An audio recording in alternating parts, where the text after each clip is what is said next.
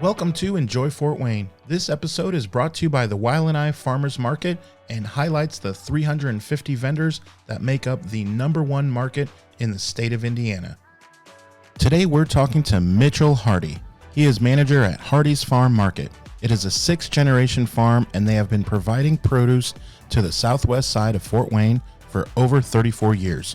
We will discuss his involvement in the Wailanai market and how his family participates in the community. So today, Mitchell Hardy will help us enjoy Fort Wayne.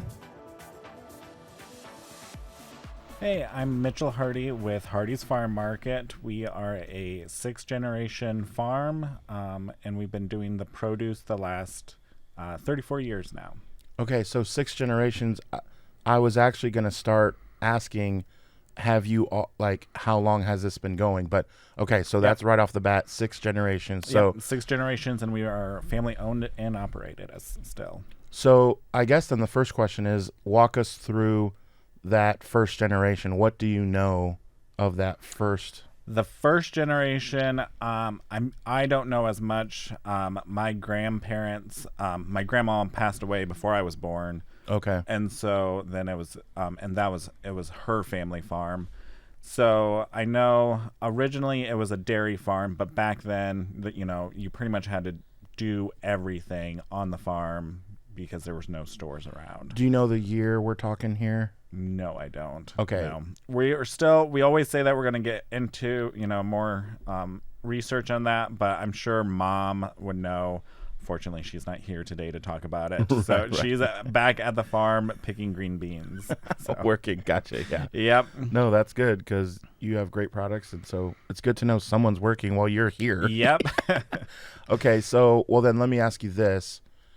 Are your early memories just starting? Are you 6 years old, doing stuff, or? So they actually started the year I was born. Originally, I think it was 88. There was a really bad drought in the United States and affected everybody. In 1988? 1988. That's the year I moved to Fort Wayne. Yeah, and so that was a really bad drought for everybody. And so then my parents raised hogs, and then they wanted to, branch out to some other stuff. And that is when they started selling sweet corn at my grandparents' house, which is the farm Mom grew up on. So then that was my first year that I was born, and then it's kind of grown up to the crazy thing it is today. Yeah, okay, so you were born in 88, and as far as 89. 89. Yep. As far as you remember, that was always just a thing. Yeah.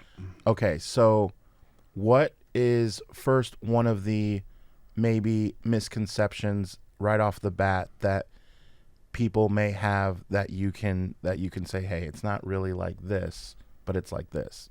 Does anything come to mind? Sometimes people don't realize the produce part of agriculture. It is all specialty equipment. It's all hand done. A lot of it's done by hand. So we're not always in a tractor going out and doing stuff. We're at the point now where we have been able to afford some of the equipment that does the specialty. We have a transplanter and stuff like that. But originally that's all done by hand. And we are still actual farmers. Some other farmers don't think so because they do corn and soybeans, and that's actual farming. Oh. But we're more of the specialty side, and it's not a big garden. It is our livelihood. This is what we do for a living. Sure. Yeah. What is something that maybe walk us through as I'm thinking about this, I was going to say typical day, but does that even exist then? Or can you? No. We can go through kind of the seasons because we are a 3-season farm as well. So we only take the winter off. Day to day, things change from, now we're open at the farm. So we're working with the customers, and we're open 6 days a week. So we don't even have a day off. So, okay, it's the summer. We're still in the summer season now. So maybe walk us through maybe what the summer months look like then. Yeah. So Usually July, that is the middle of July is when we get sweet corn comes in. And so we just started picking that this last week. And so once the sweet corn comes in, and we aim everything else to be ready around the sweet corn. Okay. That is our main crop. So we started picking squash and green beans, and the peppers are just about ready. But by August, everything's going, and it's nonstop, just picking everything. We do bring in some other stuff at the farm because that is our own business there. Yeah. So we bring in like Michigan peaches, and we have Southern Indiana melons right now, that because they're in season. But everything we bring down to the Wailanai Farmers Market, we grow ourselves, which we have enough product to do that. So we bring a lot of corn down there, and we grow tomatoes, peppers, all that stuff. Yeah, I've seen that stuff there. Yeah. When you said, okay, we're just full blast, how long would you say, like, in my head, I'm thinking like September, October?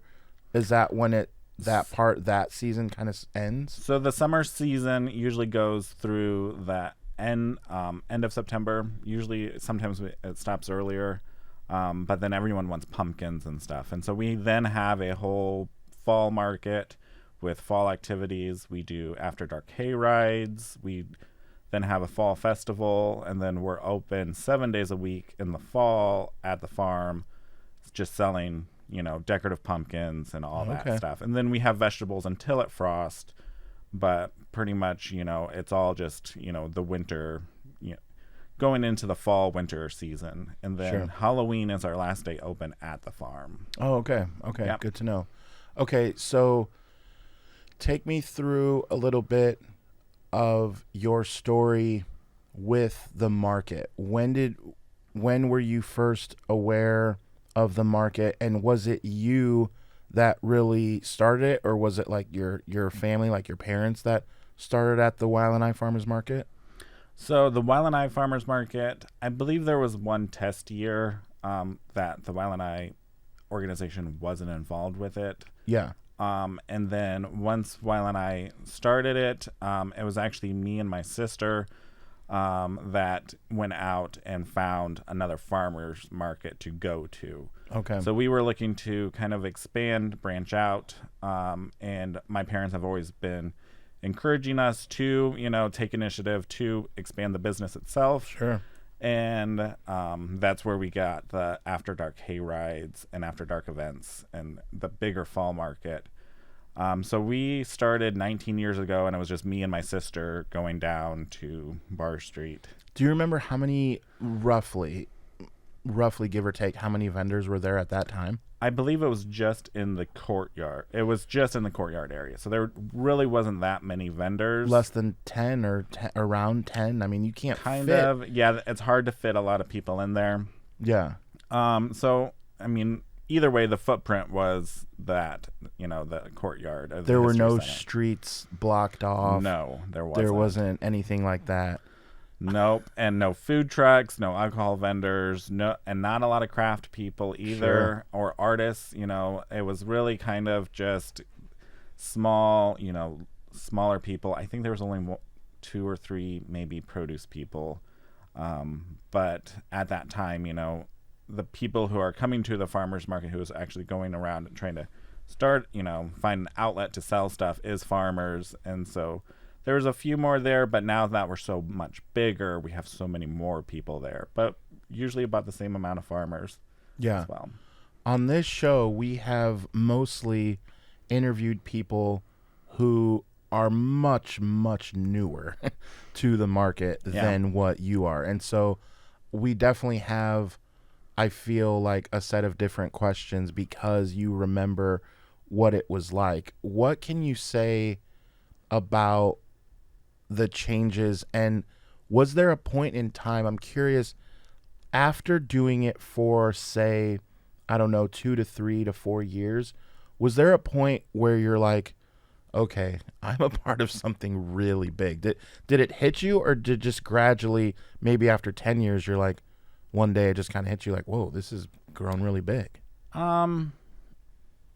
It's hard to say when that actually happened, but we ventured out to go to other markets as well, and none of them panned out. One of them we couldn't even get into. They just everyone else just said we couldn't go in, and now unfortunately, we're not there, and so we are a big staple at Bar Street now. So I would think, I don't know, it's probably when I got through high school into college, then I was more interested in the organization part of it, and I volunteered more. So that would have probably been at least 4 or 5 years in. Then I started doing more with the market and getting more of a relationship with the people in charge of it. Sure. And so then at that point, then, I would say that's kind of when it was, this is a little bit bigger than what it is. And for a while there, it was, every event, that happen year to year always have their bad times. Sure. Or slow times. And we just wrote it out because one of the reasons we went down to Bar Street was advertising. It's our cheapest advertisement is to get in front of people and telling people, oh yeah, we also have another location. Right. And so that's the main reason, but now it's actually really, it's worth our time to go down there. So, right. Yeah. You touched on something that I wanted to get into as well, because you are one of our volunteers. How did you get started doing that, and what is a typical, I know that's more winter where you're more on that side of helping out? So volunteering, it's pretty much the market manager and I have a pretty good relationship where if she needs something, she can ask me and I can either help her or give her a person that would actually help her. Which, great callback to a previous episode.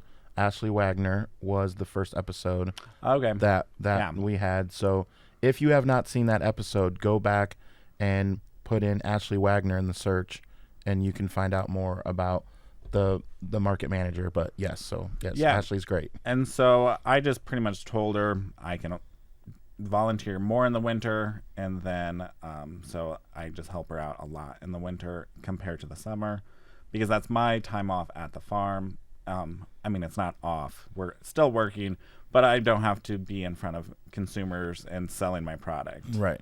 So, right. I wish you were selling as much corn. I'll eat all the corn. Yeah. Fortunately, Indiana is not one that has the greatest winters to grow corn. But exactly. No, I get it. But my stomach doesn't quite understand. So if you could get the memo. Yeah. So yeah, and it's great. I see you in the winter market, just running around helping, and as we're in the newer building, I mean, you were a big part of that too, and that was really cool to go through that on Berry Street there, the old bun factory.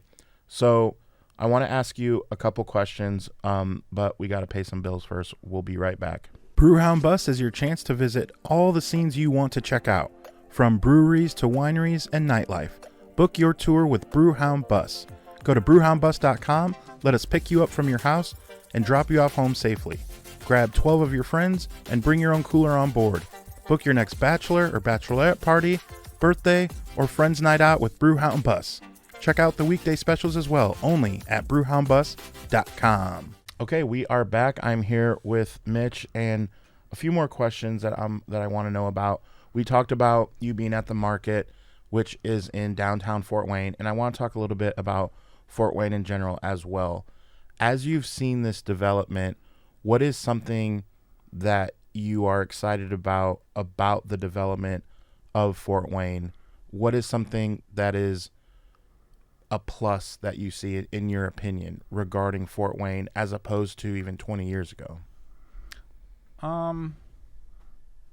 That one is an interesting question. I grew up in Huntington, but I pretty much have my roots in Fort Wayne because I've been up here every summer. Of course. And then as I become more part of the business, it's hard for me to get out and see everything, except for in the winter, of course. And I always like the it seems like there's a lot of things that the community does that supports either small businesses or a local food movement or just organizations too. We're involved with taking SNAP and WIC vouchers, and we're working with Heal Markets at the farm to help support people as well. And so it seems like Fort Wayne has a large support for anybody, not just, either the people who have the means to do it and they're kind of support, the rich people or the poor people. It really doesn't matter. It seems like everyone's kind of included in Fort Wayne's planning. And so it's always, there's a place for everybody, it seems like, in comparison to other places where, it's either, support one group or another and you can't support both type of thing. For sure. On the other side of the spectrum, I wouldn't say like what's negative, but what I would maybe want to point out is what's something that Fort Wayne as a whole should be careful of to make sure they don't fall into something where you're like, well, that's not good. I don't know. It's one of those things where you don't really think about it until you actually hear it. And then you're like, oh, that's not going to work. Yeah. So it when you see it. But I don't know of anything that's right off the top of my head. Sure. Which is probably a good thing. Yeah. And if there was something that was out there and glaring, you'd be like, yeah, that. Yeah. Right. And I've been working pretty nonstop for the last 2 weeks. Why? So I have no idea. Because I want corn. Because I eat a lot of corn. Is that why? Yeah. Yeah. And so, and now that we're open, I literally only get Sunday off, and that's my only day. So yeah. And you're not worried about what's going on. Yeah. During the summer, I kind of lose contact with a lot of people, but we understand. Yes. It's for a good cause, and that cause is corn. Yep. This show brought to you by corn. Eat it. It's good. Yep. And buy it. But Hardee's Farm Market corn, of course. Well, that is kind of like a yes, for sure. It's definitely a given. Yeah, definitely a given. That's what I was saying, yeah. So, okay, one last question. Well, it's a two-parter. One is regarding entrepreneurship. A lot of these vendors, we have over 350 vendors with the Wildlanai Farmers Market. Mm-hmm. That's impressive. So, 350 people have said, I'm going into business for myself and I'm going to do something. But what advice would you offer if someone was not a vendor, not an entrepreneur quite yet, but they really had a good idea, they were really wanting to get started, and they weren't sure, and they're sitting right here in front of you now? What would you tell someone who's looking to get started? Well, over the years, being down at Bar Street, I have seen companies come and go, startups come and go. And there's a lot of things why a startup doesn't work out. Most of the thing is just life in general. Gets a little hectic and it's hard to balance. Sure. But it's always, you have to put in the work to really, if you want it to succeed, you really have to put in the work to keep it going. Because it's really easy just to, you hit a roadblock and then you just stop. Or something comes up and it's just not worth your time. And so I've been through, plenty of roadblocks, and it seems every summer, every single Saturday, we are down at the market. And it is tough, especially since I've been doing this for years. And towards the end, I might not be as bubbly and friendly to everybody as I can be. But, that's just because I've been there nonstop. So that's the kind of the thing I would suggest is really power through some of the things that are making you hesitate and question whether you're doing it right or not. And if you really want to make it work, then as long as you put in the work and effort, then it works really well. And especially down at when you're directly in front of a customer or something, just interacting with them, whether it is weird or awkward or, if you're not used to it, And if they don't even buy a product, at least they recognize you, and then in the future you might be able to get them to buy from you. But at that time, just make a connection. Making connections are really good, and especially if you're starting out. And so just kind of work through the hard times, make those connections that when you can, whether it's customers or other businesses, and they go a really long way. I like that you said work through the hard times, and you didn't say if there are hard times, because it is to be assumed that there's going to be the hard times. But yeah, you got to know that that's coming and power through. Oh yeah, like for sure. This year we had 3 Saturdays of rain straight, and so it's one of those where it's like, is it worth my time doing this? Right. But for us, if we're not there, then it really is hard for us. And even Bar Street, since they were starting in July when we first started, or they were matched up with our season, and then when they went to May, which I encouraged them to do so too, then we had to force ourselves to start another part of our business, which are our greenhouse and plants. So we hit that roadblock, and then now we have a greenhouse at the farm that we sell hanging baskets and stuff at the farm. Wow. And so because of Bar Street and some other reasons, we've expanded our business because, we have to be down at Bar Street, and we can't just come in later. So thanks to Mitch, we are open May instead of July. I like that. Probably not most of my idea, but they were asking, and I said, it's like, we'll just make it work, and we made it work. Because our business at that time was start in July when we have sweet corn, and that is our season. Right. Yeah. Okay. Yeah, that's awesome. Okay, last question. You ready? Sure. Put your seatbelt on. If you were to rent out one of those planes that wrote in the sky, and the reason I say that is because it's big enough for the entire city to see, and it was one message, and the mayor commissioned you to write the message. Now, it doesn't have to be about the farm per se, but it's going to be seen by the entire city. What's it say? I'm a simple person on that, so I would just say hello to everybody. And so then that way everyone just a lot of times just saying hello is the scariest part, especially if you're meeting someone new. So There you go. Just saying hello, and then that way you get that done and over with, and everybody can just have a conversation. Yeah, it starts with an hello. And when you're a vendor at the market, you see vendors who are more willing to speak to people before they're even fully approached at their spot. And then you just start engaging, and whether you get a sale at that point or not isn't necessarily the goal, but just to make them feel welcome. And then honestly, over 50% of the time, don't they buy something then anyway, once you get them to engage, and it's like, oh, you have this. Yeah, let me get some of that. I mean, so no, that's great. That totally makes sense.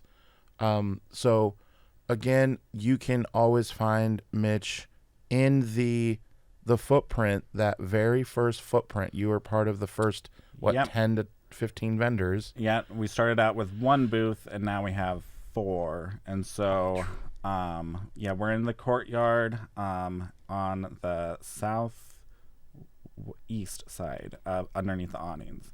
But you can always find us at the farm as well. We're on the southwest side of Fort Wayne. We're on 4525 Knoll Road.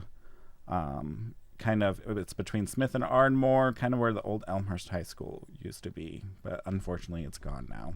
Right. Yeah. The Elmhurst Trojans. Yep. Okay, so find Mitch on Saturdays from 9 to 1 at the Weil and I Farmers Market. Thank you.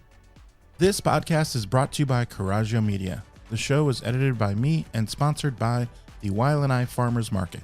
Follow them on Facebook and Instagram for all the latest updates.